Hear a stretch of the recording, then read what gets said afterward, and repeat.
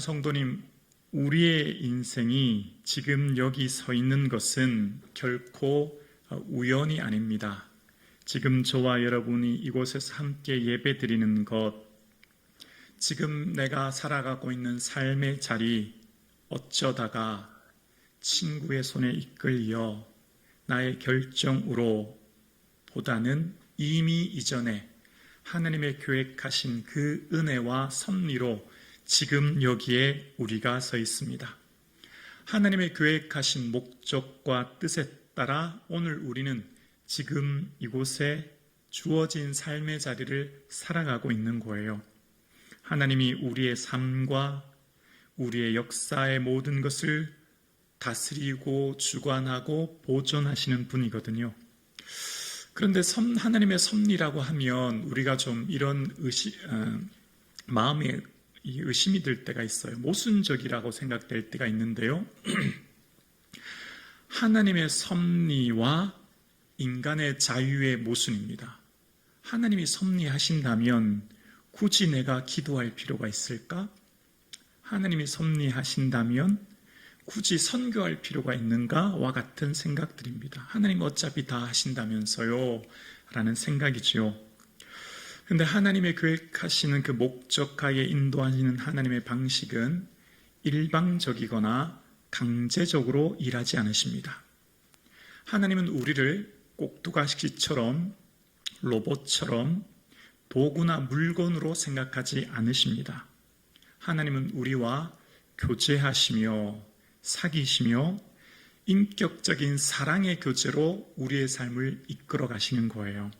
그래서 마치 아버지와 아들처럼 자녀를 보살피며 보호하며 필요를 채워주시며 또한 그 아들의 의견을 존중하듯이 하나님은 우리의 삶을 이끄실 때 우리를 배려하고 존중하시는 상호 대화적인 관계 속에서 우리가 살아갑니다.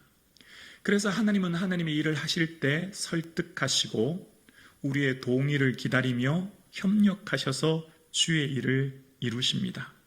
우리에게 자유를 주시고 그 자유를 무시하지 않으신 채 하나님께서는 우리와 동행하시는 분이시죠. 그래서 우리 신앙의 두 날개가 필요한데요. 바로 말씀과 기도라는 겁니다. 말씀을 통해 하나님이 날 향한 계획과 그 뜻을 깨닫게 되고 기도를 통해 하나님께 묻고 찾고 하나님의 은혜를 기다리는 그 대화를 통해 그 사귐을 통해 우리가 민감하게 반응하게 되는 것이죠. 그래서 우리는 매 순간 자신에게 주어진 삶의 자리에서 삶을 자연스럽게 평안하게 그리고 성실하게 살아갑니다. 내 삶에 주어진 일들 속에 하나님의 계획하실 일들을 바라보기 때문입니다. 내가 만나는 사건과 사람 속에서 하나님의 행하실 일들을 바라보기에 그 사건은 은혜의 사건이며 그 만남은 행복한 만남인 것을 우리는 바라봅니다. 비단 우발적인 사건이며 우연적인 만남 같이 보여도 하나님께서 우연을 가장한 필연적 만남인 것을 우리는 고백하며 오늘을 살아갑니다.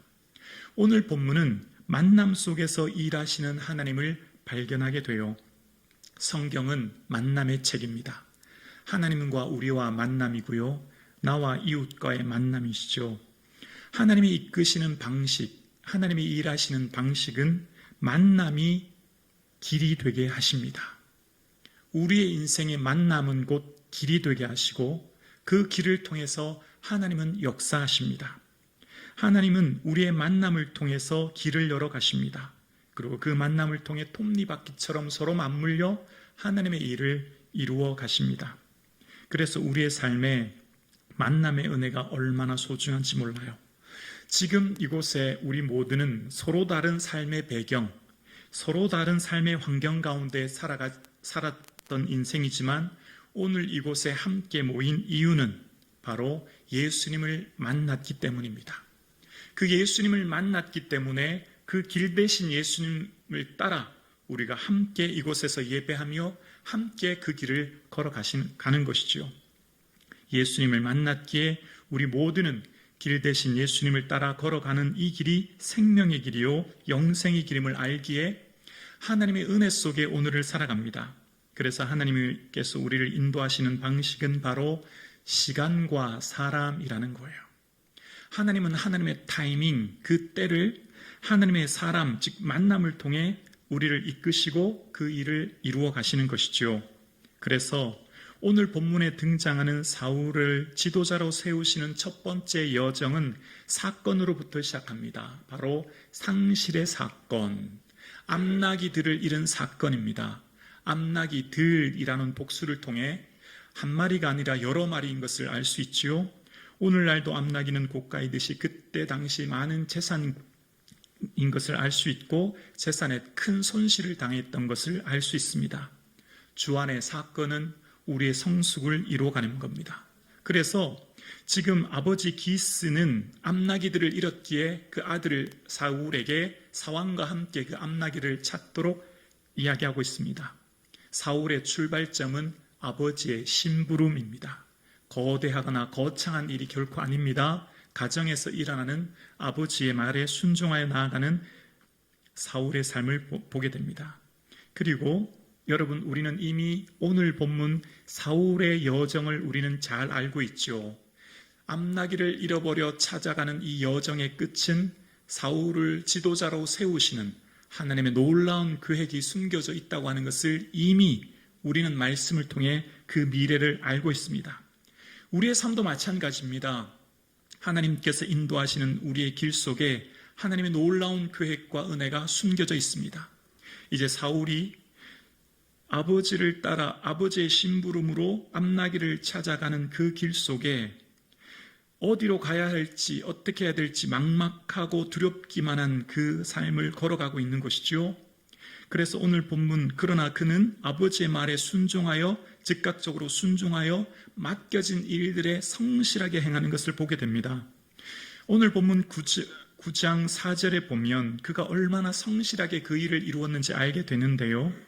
에브라임, 살리사, 사알림, 베냐민 사람의 땅이라고 하는 네 곳의 장소가 등장하면서 동시에 두루 다니며라는 말을 3번 반복함으로 그가 얼마나 열심히 그리고 성실히 그 일을 이루어 갔는지를 알게 돼요. 땅볕이 내려찌는 그 땅 속에, 그 시간 속에 그가 열심히 그 일을 했다는 걸 알 수 있는데요. 네 곳의 장소가 얼마나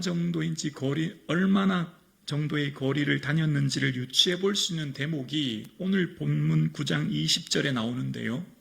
사무엘이 사울을 만났을 때 사흘 전에 잃은 내 암나기들을 염려하지 말라라는 말 속에 아마 약 사흘 정도의 시간 동안 그는 암나기들을 찾았던 것으로 보여집니다.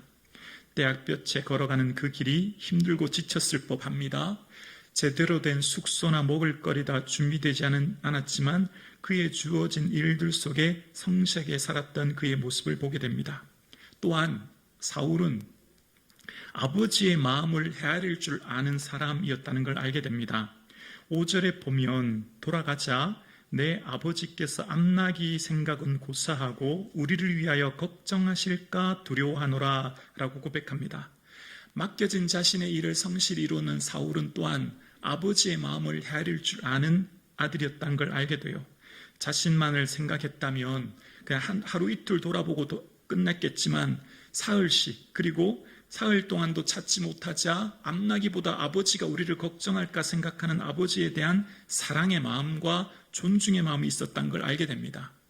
일상에서 주어지는 만나는 사람, 그 아버지, 그 가족에 대한 사랑의 마음이 있었다는 걸 알 수 있지요.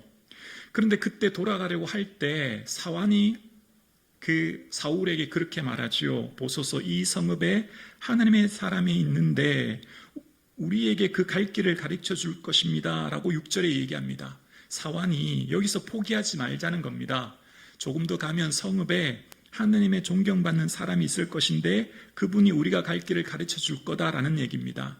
그때 여러분 이 사환 즉 종이지 않습니까? 사울의 반응이 어떡합니까? 야, 너 종인 주제에 너 그런 말을 하냐? 무시하지 않습니다. 경청하죠. 그 사람의 이야기를 듣습니다. 그리고 야, 이 더위에 지금도 이렇게 고생했는데 그냥 돌아가자 무시하지 않습니다. 수용합니다. 사울의 모습 속에서 경청과 수용이라는 것을 알 수 있습니다. 그리스도인의 삶의 특징이 이렇습니다. 경청과 수용의 다른 말은 부드러움과 따뜻함 아니겠습니까? 아무리 아랫사람이라고 할지라도, 그가 주인이라 할지라도, 그가 권위자라 할지라도 들어줄 수 있는 기와 또한 수용할 수 있는 마음이 있었던 거지요. 그런 사람이 그 공동체를 따뜻하게 합니다. 그 공동체를 기쁘게 하지요. 그 공동체가 은혜의 공동체로 만드는 것이지요. 그렇게 그를 통해 걸어가는 그 길 속에 사울의 삶에 예기치 않은 사환의 도움을 받게 됩니다. 당시 하나님의 사람을 만나기 위해서는 갈래적으로 예물이 필요한데 은 한 세겔과 4분의 1을 사환을 통해 도움을 받게 됩니다. 기대하지 못했던 도움이지요. 우리 인생도 어떻습니까? 기대하고 바랬던 일들보다 오히려 기대치 못한 사람들의 은혜를 도움을 받는 것을 경험하지 않습니까? 그런데 오늘 본문에 이렇게 그 사환의 말을 듣고 걸어가던 중에 또 다른 사람을 만나게 됩니다. 바로 11절에 나오는데요. 그들이 성읍을 향해 비탈길로 올라가다가 물 길르러 나오는 소녀들을 만나라고 이야기합니다.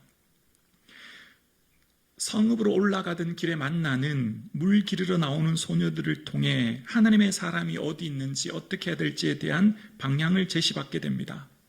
우리는 주 안에 의미 없는 만남은 없습니다.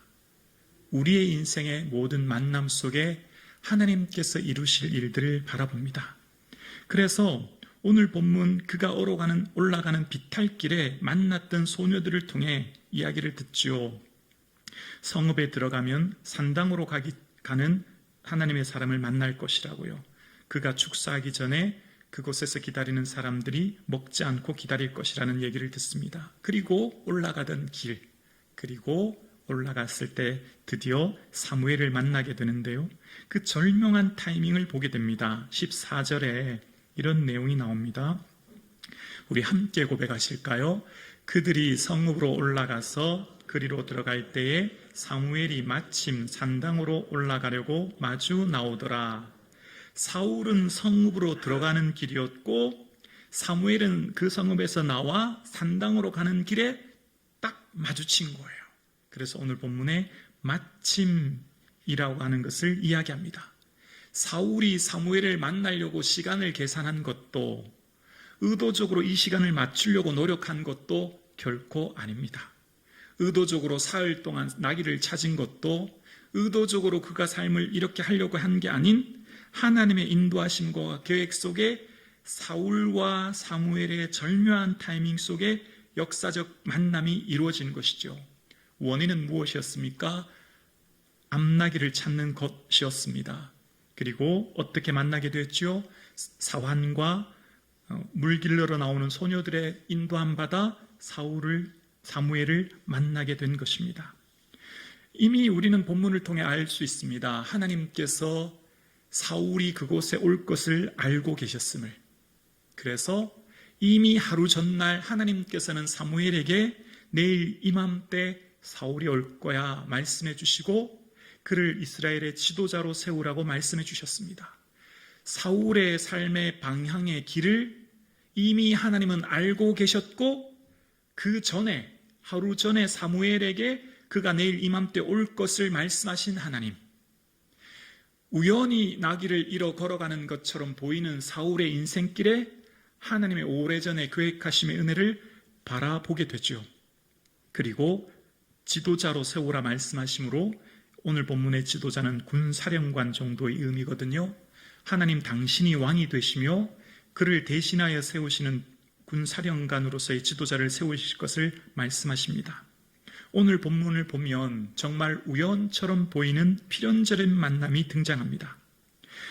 만남이라고 하는 하나님의 바퀴 속에서 그 역사 속에서 그 바퀴가 맞물려 하나님이 이루시는 그 역사를 보게 됩니다. 출발할 때부터 사환과 물 길러러 나오는 소녀들을 만남으로 하나님의 사람인 사무엘을 만나는 사건이 본문에 등장하게 되지요. 마음으로 자기 길을 계획할지라도 그 걸음을 인도하시는 하나님을 우리는 신뢰합니다. 역사를 주관하시는 하나님이 날 향한 놀라운 계획을 가지고 계심을 우리는 믿습니다. 그 하나님을 우리는 신뢰합니다. 하나님께서 역사하시는 방식을 보면 놀라운 일들이 참 많은데요. 초대교회사에 보면 한국 교회에 복음이 들어온 결정적인 사건 하나가 편지 한 통 때문이라는 것을 여러분 아십니까? 이모군란 당시에 명성황후의 도피를 도왔던 이수정이라는 사람이 이제 일본으로 사절단으로 가게 되지 않습니까? 그는 농경기술의 책임자로 일본에 가게 되고, 그때 일본의 농학자에 있던 치다센이라는 사람을 만납니다. 그런데 그 치다센은 기독교인이었고, 그를 방문하러 갔던 이수정은 그의 집 거실에 있던 마태복음 5장 3절 심령이 가난한 자는 복이 있다는 말씀을 듣고 큰 감명을 받고, 이후에 그는 기독교로 개종을 하게 됩니다. 세례를 받게 되지요. 그리고 난 후에 이 조선에 어떻게 하면 복음이 들어오게 할까 생각하다가 미국에 편지를 한 통 쓰게 됩니다. 미국 기독교 잡지에 편지를 쓰게 되고, 그 편지가 기독교 잡지에 실리게 되어서 이야기합니다. 미지의 땅 조선의 선교사님들을 좀 보내주십시오. 그러면 제가 열심히 돕겠습니다. 그 일을 위해 제가 한자로 된 성경을 한글로 번역하면서 기다리겠습니다. 라는 그런 내용입니다. 그리고 그 편지를 통해서 보낸 후에 이수정은 마가복음 한글 성경을 번역하기 시작합니다. 한자로 된 성경을 한글로 번역하며 기다리죠. 그때 그 편지를 통해 북장로교 해외 선교부는 인도로 가려고 계획했던 언더우드, 그의 지원에 따라서 조선 땅으로 보내지게 되고, 그는 조선 땅에 들어오기 전에 먼저 일본을 방문해서 일본에서 한글과 한국 문화를 공부한 후 이수정이 번역한 이 마가복음을 들고 조선 땅에 오게 됩니다. 하나님의 역사의 만남이라고 하는 이 수레바퀴를 통해 하나님이 역사하시는 은혜지요. 오늘 저와 여러분 우연처럼 만나는 그 만남을 통해 하나님은 길이 되게 하시고, 그 길을 통해 하나님께서 역사하고 계시는 겁니다. 그래서 성도의 삶은 능동태가 아니라 수동태의 삶을 살아가게 되는 겁니다. 하나님이 이끄시는 삶, 내가 애쓰고 노력하기보다 먼저 일하시는 하나님을 기대하기에 내 모든 삶을 의탁하는 삶. 그래서 사무엘이 도착했을 때 성문 안에서 사무엘을 만나게 되고, 사울은 사무엘을 알아보지 못하지만 이미 선지자 사무엘은 하나님의 말씀을 들었기 때문에 사울을 알게 되지요. 그리고 그를 초대하여 30명이 앉은 객실에 초대하여 넓적다리와 그에 붙은 것을 주면서 하는 마지막 고백이 24절에 나오는데요. 오늘 본문 24절의 후반부에 보면 사무엘이 사울에게 이런 얘기를 해요. 너를 위하여 이것을 두고 이때를 기다리게 하였노라. 너를 위해 지금까지 우리가 기다렸다는 거예요. 여러분, 하나님의 섭리하심의 역사는 모든 일을 이루은 후 뒤를 돌아볼 때 하나님이 어떻게 역사하셨는지에 대한 은혜를 깨닫게 됩니다. 지난 시간의 모든 시간, 사건과 만남과 일들이 사울은 비로소 이해가 될 것입니다. 그때 왜 아버지의 앞나기를 잃어버리는 상실의 아픔을 겪게 하셨는지, 그때 왜 기대하지 못했던 사환의 도움을 받게 하셨는지, 그때 왜 물길로 가는 소녀를 만나게 하셨는지, 성읍에 올라갈 때 마주친 사무엘을 그때 왜 만나게 하셨는지 모든 것들이 풀리기 시작했죠. 그리고 오늘 본문, 다음 주 본문인 10장 1절에 보면 이후에 하나님께서 사울을 기름 부어 세우시는 것을 보게 됩니다.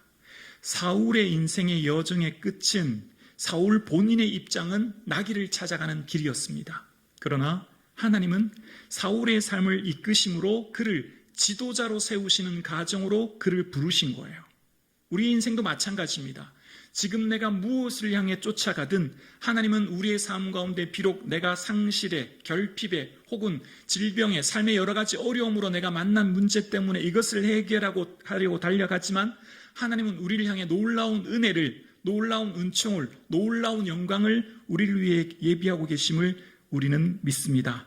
나귀를 분실하여 그것을 찾으러 가는 그 여정의 끝에는 하나님이 그를 지도자로 세우기 위한 삶이 있었고, 사울은 아버지의 마음을 헤아리며 심부름으로 출발했던 그 길 속에서 주어진 삶을 충실히 살아갔던 것을 보게 됩니다. 일상은 영성의 자리입니다. 일상은 믿음을 증명하는 자리입니다.